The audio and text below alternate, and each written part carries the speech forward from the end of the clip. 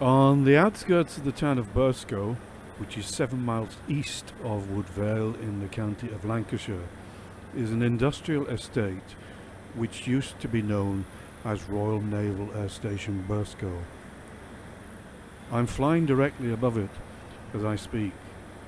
It was also known as HMS RINGTAIL, as all land-based Royal Naval Air Stations were named as if they were a ship. For your information, a ringtail is a juvenile, low-flying predatory hawk. The Admiralty had acquired 650 acres of land near Burscough, so in December 1942 construction began. It was built with 4 narrow runways and many hangars for squadron, storage and servicing use. Nissen huts could accommodate 1,770 personnel. It was a very busy station, with some 40 units being based there over its lifetime. They stayed for a period of a few weeks or months before moving to frontline fleet air arm bases or onto aircraft carriers for deployment in the European or Far Eastern war fronts. Burscough was completed and commissioned on the 1st of September 1943 and was the last airfield to be built in Lancashire during World War II. It was used to train pilots for landing aircraft on aircraft carriers and to give experience on aircraft types. Burscough was also a radar training school.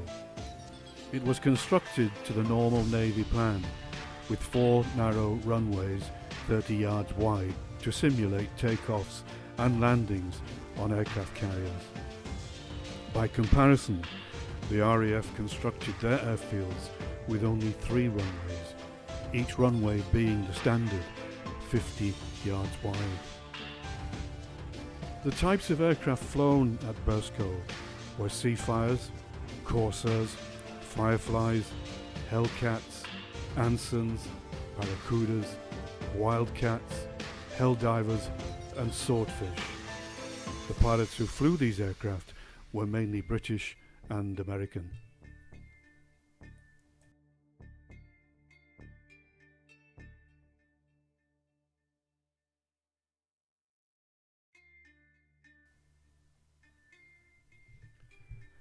One of the first Fleet Air Arm units to operate from HMS RINGTAIL was 809 Squadron, equipped with Supermarine Seafires. It arrived from RAF Andover on the 19th of December 1943, then departed 10 days later on the 29th of December, when it flew its aircraft aboard the aircraft carrier HMS Stalker. HMS Stalker was an Attacker-class escort carrier that took part in the Salerno landings in 1943, the invasion of the south of France, and the liberation of Greece in 1944. It also helped liberate Penang, Rangoon and Malaya during 1945. Royal Naval Air Station Burscough closed for flying in May 1946. Thereafter, the hangars were used for storage of aircraft engines and other Fleet Air Arm equipment.